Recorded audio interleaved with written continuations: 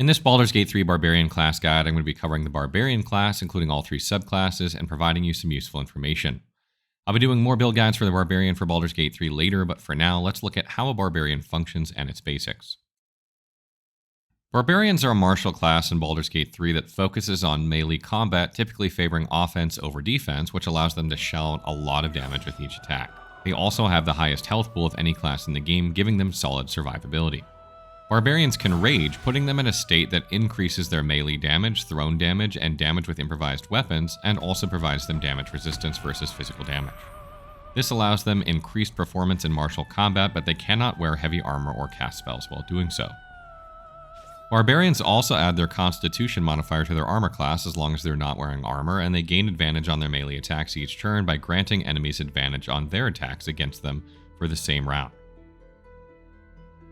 In this section, we'll take a look at how to set up your Barbarian during character creation for best results. We'll begin with abilities first, since this is arguably the most important part aside from choosing your subclass.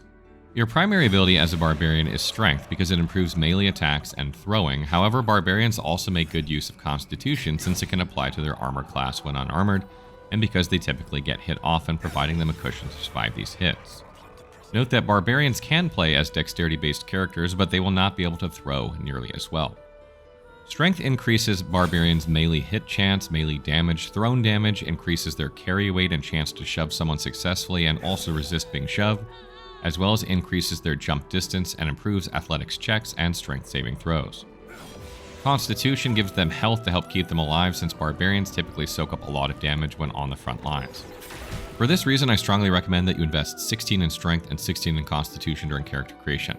Some Dexterity is also not bad to further boost armor class, improve initiative, and to improve dexterity saving throws.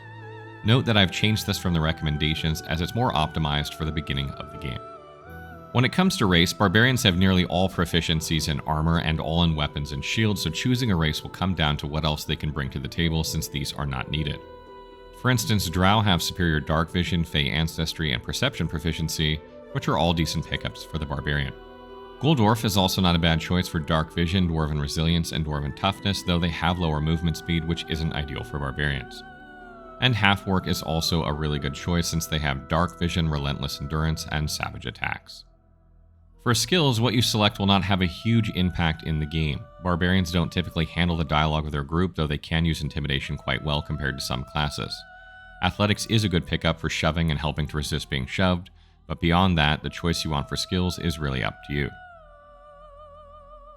Next, let's take a look at Barbarian character progression that all Barbarians gain.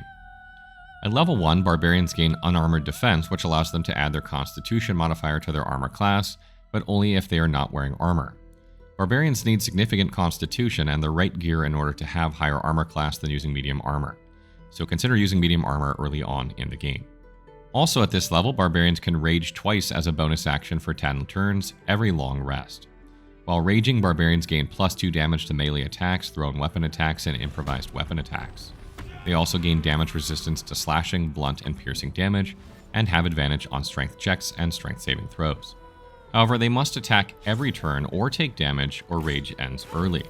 They also cannot cast or concentrate on spells while raging or wearing heavy armor.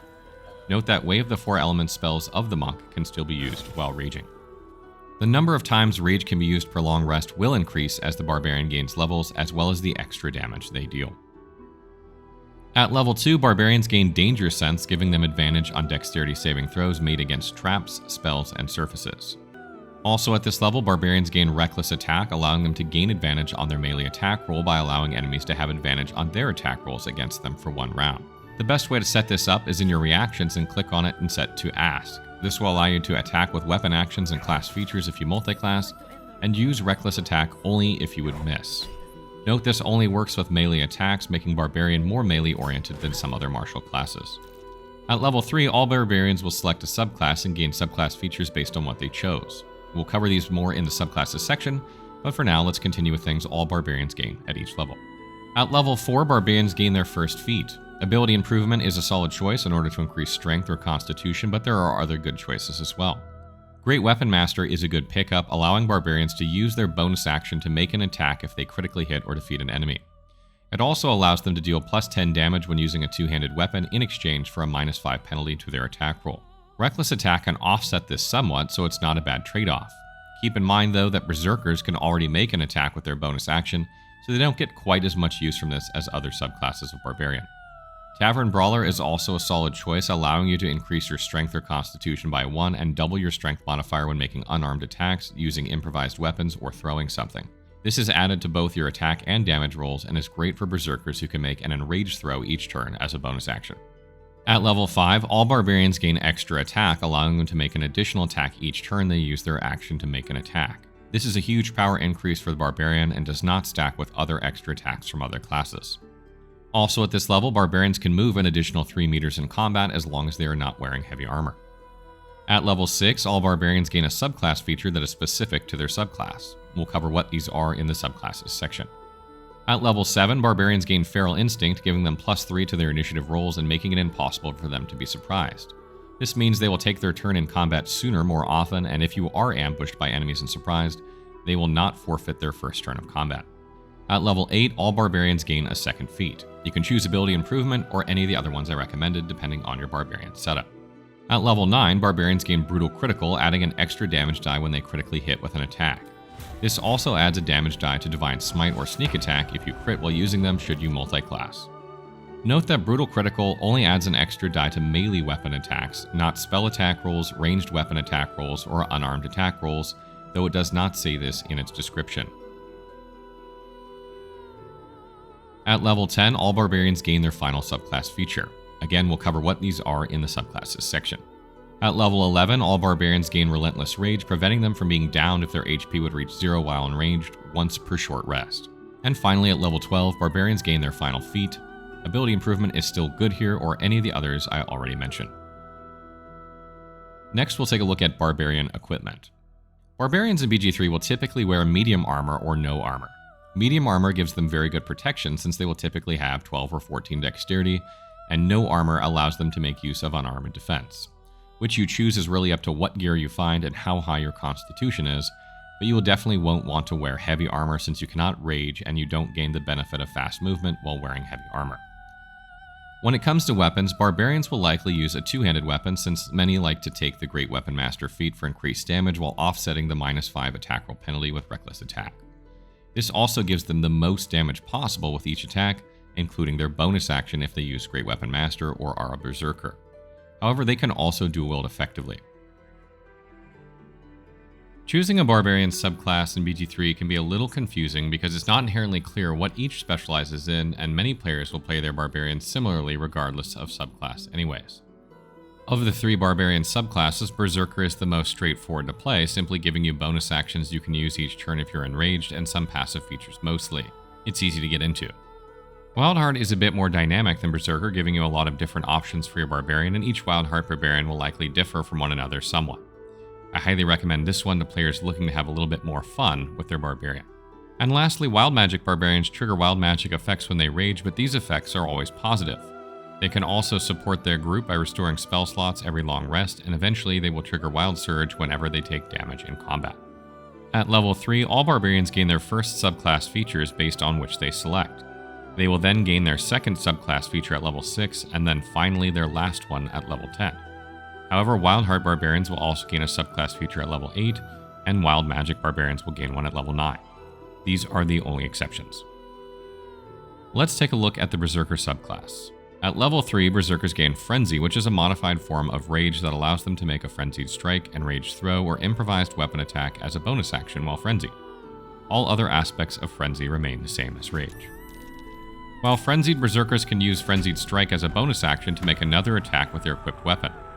They gain a stacking -1 penalty to their attack rolls though each time they do this until their frenzy ends. Note they can only use Frenzied Strike once per turn, even if they have more bonus actions. While frenzied, Berserkers can also make an Enraged Throw as a bonus action, which allows them to throw an object at a target with increased damage and knocking it prone. The higher your strength, the heavier items that you can throw and the more damage you will deal. Remember that you have advantage against enemies that are prone when making melee attacks against them, so you might want to use this first before moving in to make your melee attacks. At level 6, Berserkers gain Mindless Rage, preventing them from being charmed or frightened, and the Calm Emotion spell will no longer end their rage if cast upon them. At level 10, Berserkers can use Intimidating Presence as an action. This allows them to fear an enemy, which gives them disadvantage on ability checks and attack rolls, as well as makes them run from the Berserker and not take any additional actions. It targets the wisdom of the character, and Berserkers can reapply this to extend its duration. However, since Berserkers have no native spell casting ability modifier, they only apply 8 plus proficiency bonus to the difficulty class of this, making it much easier to save against. Let's check out Wildheart next. At level 3, Wildheart Barbarians will choose 1 of 5 Bestial Hearts, which improves rage in various ways and can also provide the Wildheart Barbarian with another action they can perform while enraged. This can be changed later as you level up, so don't be paralyzed about which to select.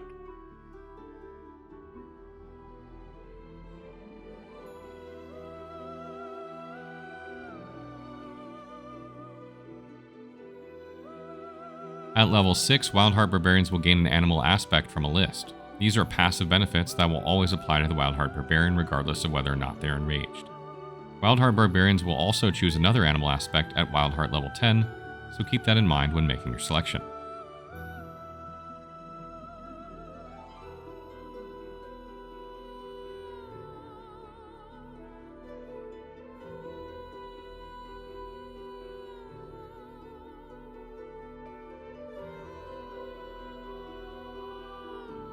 At level 8, Wildheart Barbarians are no longer slowed down by difficult terrain, and their movement speed is no longer halved when moving through it. At level 10, Wildheart Barbarians will gain a second animal aspect from the list, and this is the last subclass feature of Wildheart Barbarians. And lastly, let's take a look at Wild Magic Barbarians. At level 3, Wild Magic Barbarians will always trigger a random Wild Magic surge when they use Rage. And unlike the Sorcerer's Wild Magic subclass, these effects are never negative and will always benefit the Wild Magic Barbarian in some way. However, 2 are hostile AoEs around them, so it's best to move to enemies before raging just in case you trigger one of these.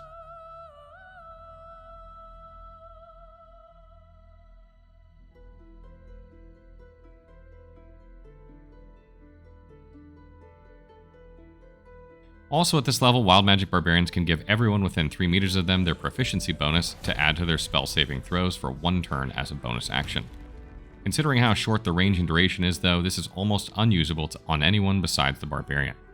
At level 6, Wild Magic Barbarians can grant themselves or an ally 1d4 on their attack rolls or ability checks for 10 turns as an action once per long rest. Since this is an action, it's best to use before combat if possible in order to not consume your action on turn 1 of combat. Also at this level, Wild Magic Barbarians can give themselves or an ally a level 1 and a level 2 spell slot back as separate actions. You'll obviously want to use this outside of combat, and unless you multi-class, you will only use this on other spellcasters in your party. At level 9, Wild Magic Barbarians can also give themselves or an ally a level 3 spell slot back as an action. And finally at level 10, Wild Magic Barbarians will trigger a Wild Magic Surge when taking damage or failing a saving throw while enraged. This Wild Magic Surge will replace the current one you triggered when you used Rage, so you won't have multiple features from this available at the same time. In this section of our Baldur's Gate 3 Barbarian Class Guide, we'll take a look at multi-classing a Barbarian in BG3 and what other classes you might multi-class with. Please keep in mind this is not a complete list, but rather helpful suggestions that make good pairings.